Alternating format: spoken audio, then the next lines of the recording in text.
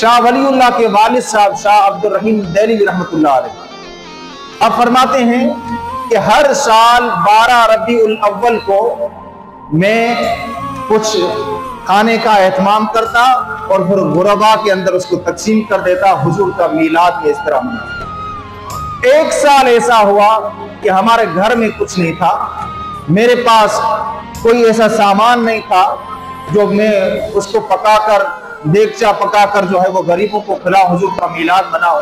ऐसे ही मैंने मना लिया और रात को फरमाया जब मैं सोया तो मेरी आंखें तो बंद हुई, दिल की आंखें खुल गई और क्या देखता हूं, नबी दो जहां सल्लल्लाहु अलैहि वसल्लम जिन पर हमारे माँ बाप कुर्बान हो जलवा कर रहे और मुझे देखकर मुस्कुरा रहे हैं और हुजूर के सामने एक थाल रखा हुआ है जिसमें लंगर पानी है।